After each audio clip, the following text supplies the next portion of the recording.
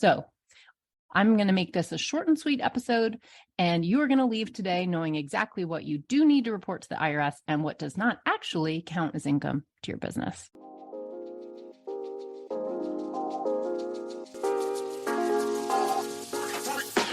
Welcome to the Sunlight Podcast.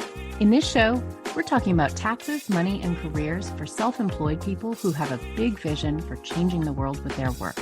I'm your host, Hannah Cole, artist, tax pro, and the founder of Sunlight Tax. If you're a creative or soul-centered entrepreneur or wellness practitioner who wants to grow your business sustainably, manage your taxes, and build a stash of fuck you money so you can control your time and have a bigger impact with your work, you are in the right place.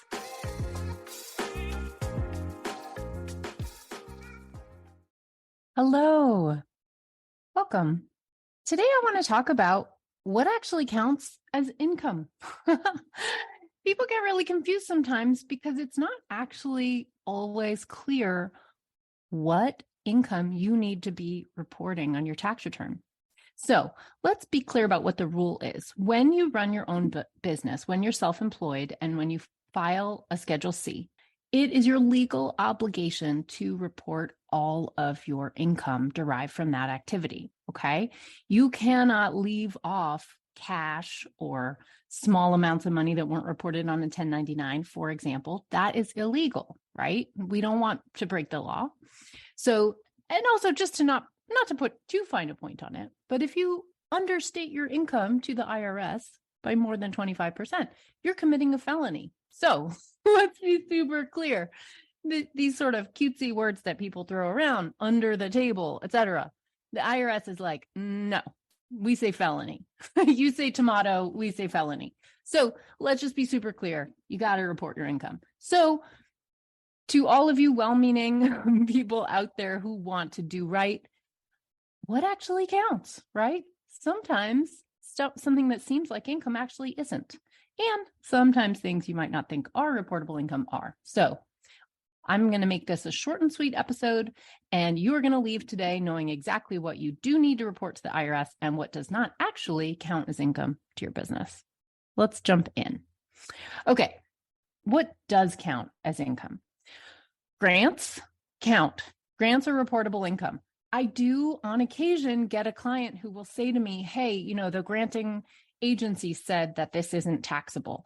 And to me, the answer back is ask that granting agency to provide you a letter citing the part of the tax code that says that the grant you received from them is not taxable. If they can provide you that letter, great. You don't need to report it. In all other circumstances, barring your receipt of that letter, that is reportable income. And I do not care what that agency says to you. I want proof, not just a verbal reassurance, okay? Because the assumption is going to be a grant is reportable income, and you're breaking the law if you don't report it. So you better have a letter that says, I definitely know for sure I'm following the law when I don't report this, okay? So there's grants. Cash, you know this. Cash is reportable income. You could have a business that operates entirely in cash. And of course, that still is your income. It doesn't matter, right? So, a lot of people sort of believe falsely that cash somehow you don't have to report. Or, frankly, there are people in the world who sort of try to operate in an under the table way and don't want to report cash income. I'm just here to say, the IRS is not stupid. I personally can think of ways that I would set up my algorithm if I were the IRS to detect unreported tax income, cash income, and it's not that hard. And believe me, the IRS has a whole program. I believe it is called the Buried Treasure Program. And it is all about sniffing out unreported cash. So I just want to warn you that cash is very visible. It's very easy. Once we subpoena your bank records, you're caught, right? So just make sure you stay on the right side of the law and always report your cash income for your business. Hey, real quick, I just wanted to pop in and tell you that my book, Taxes for Humans, Simplify Your Taxes and Change the World When You're Self-Employed, is available for the first time ever as a pre-order. Pre-orders are massively important to the success of this book, and I am so grateful and will send you gifts for your pre-order. If you're interested in getting this super empowering, super funny book, you can go to sunlighttax.com/book. All the details you need are there, and more details will be forthcoming. And thank you so much. I hope you enjoy Taxes for Humans. I've worked really hard to make it awesome for you, and your pre-order means the world to me. All right. What about those third-party apps, right? Payments through Venmo, PayPal, Cash App, Zelle, checks, credit cards, things like that. That basically, it counts as income, right? It's income. So it doesn't really matter how the money comes into your business if it's a function of the operations of your business. Most of the time, it's considered income to your business. All right. Now, one little exception here, for example, when we're talking about Venmo, is if you're reimbursed for personal things, right? You and your friend go out to dinner and you foot the bill, you intend to both pay your own way, but you foot the bill because your friend didn't have Venmo or whatever. You pay the bill and then they Venmo you their half of the meal back again. That does not count. That is not income to your business. All right. And I'm going to give you a metric in a minute to just sort of show you how you know the difference between what does and doesn't count. But that specific scenario is one I see a lot. And no, that doesn't count as income to your business. You do not need to report that. All right. And then lastly, what counts as income is amounts paid to you even when they're not reported on a 1099. Every now and again, I have someone ask me, assume that because they made income in their business that was in an amount under $600, AKA under the reporting threshold for a 1099 as a contractor, they somehow think that this means it doesn't count as income, that they don't have to report it. And no, that is not true. You definitely do, right? You could make all of your income in your entire business in amounts that are smaller than the 1099 reporting threshold. Does that mean you don't report any income for your business? Of course not. You know this is true already. I'm just going to remind you. But here's the other side of this coin. What does not count as income to your business? What are you not taxed on? Well, first and foremost, gifts.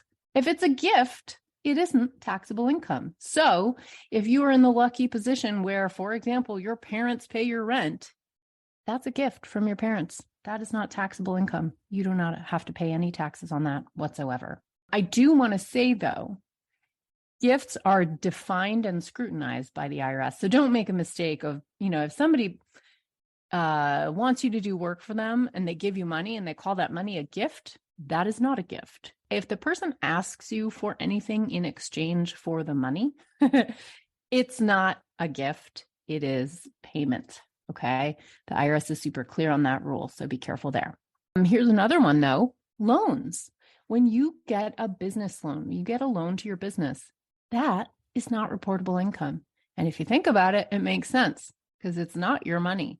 It's cash in your bank that you can use for a time period, but it's not actually income to your business, right? So loans are not taxable income.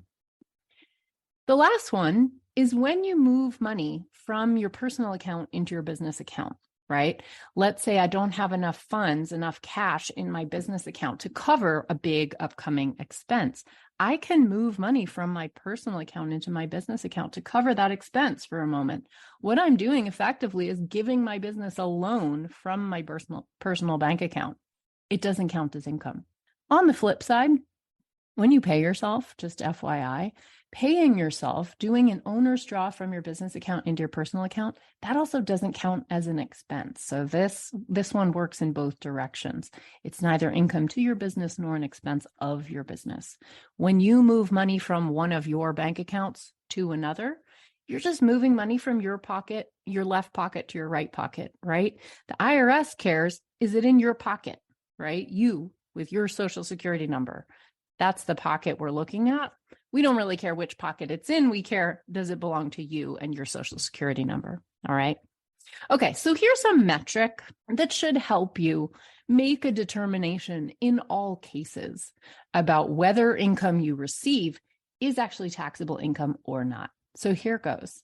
Is the money you bring in a function of the business itself, right? Is it income generated by the operations of that business? And I want to clarify what I mean when I say that. If I'm a pizza restaurant, right? Income that is a function of the operations of my business are pizza sales, basically, right? Maybe some catering. Maybe I have a couple lines of business. But if I make money in one of those two ways, that is business income for sure. If I get a loan from myself, that's not income to my business. If I get a loan from a bank, also not income to my business, right?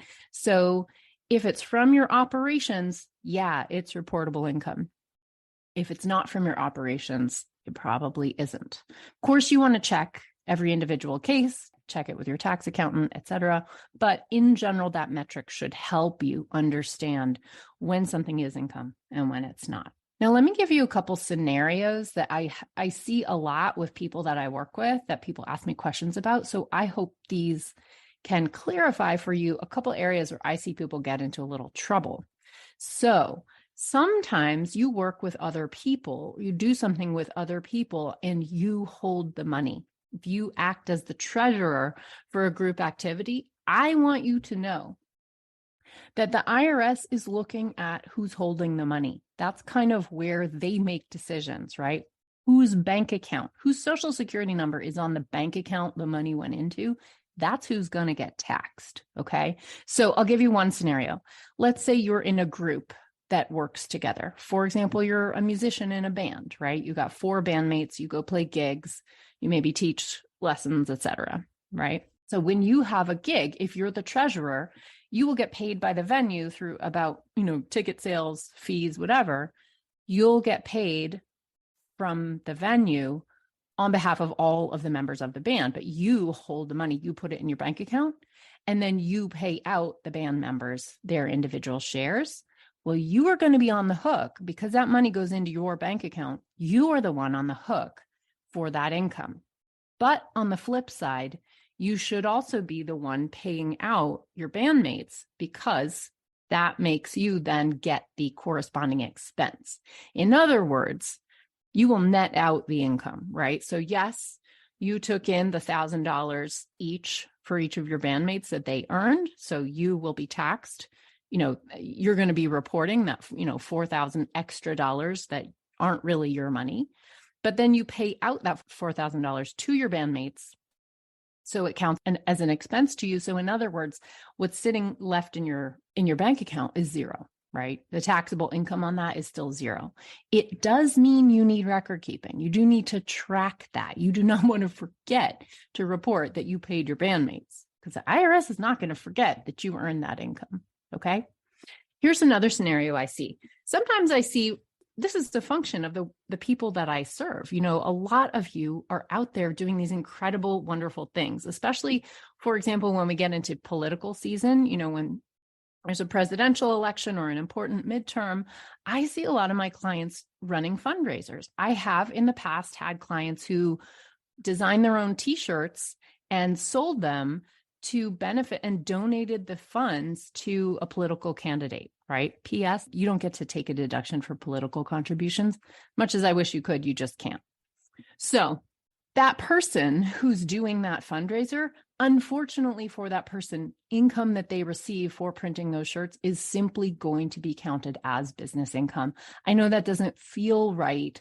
And I know that the thing you're doing is generous in spirit, but that is just how it works. The money is coming into your bank account for an activity you're doing.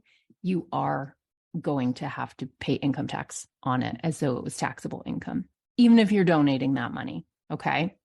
And for this client in particular, she was like most clients that I work with, she did not itemize. She took the standard deduction. And if you've listened to past, my episode on the difference between itemized deductions and business deductions, that itemized deductions includes charitable contributions. And only 10% of US taxpayers itemize. So only 10% of US taxpayers actually get any deduction at all for charitable contributions.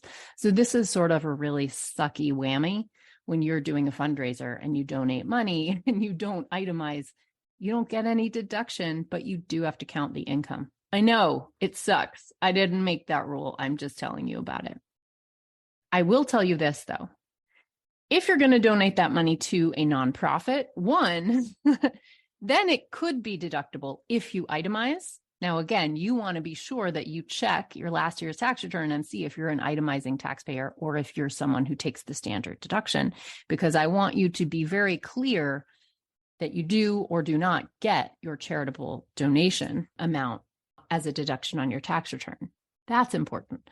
But I will say this to you as a workaround for those of you who may do charitably oriented projects. This is the whole role of a fiscal sponsor. This is one of the benefits of going through. Yes, it's a lot more work. I'm not going to lie. You can't just like spin it up overnight. But if you have a big project and you're planning on using a lot of money, a fiscal sponsor can save you from this headache, because essentially the role of a fiscal sponsor, they are usually operating as a 501c3 nonprofit. So when donors give to them, they do get a deduction for that. Of course, only if they itemize, not if they don't. But they get a deduction. The fiscal sponsor is the one holding that money, so they are not taxed, or so you are not taxed on the money. And the fiscal sponsor, yes, when it pays out money to you, yes, that will count as income to you, okay? As any money that is coming and hitting your business bank account is going to, generally speaking. But you could do some timing around like when they give you that money this year versus next year, when it's a little more advantageous to you tax-wise, when you have a corresponding expense coming up. So you can do timing stuff with a fiscal sponsor that's a lot more sophisticated and is basically going to help you prevent having a big tax whammy from basically doing something really awesome in the world. All right. So remember, the metric I shared with you today is basically, is this money coming into my business bank account as a function of the operations of my business? Generally speaking, when that is the case, then yes, it's taxable income. Is it a payback for pizza night or my friend paid me back for a meal we shared? Then no, that is not taxable income.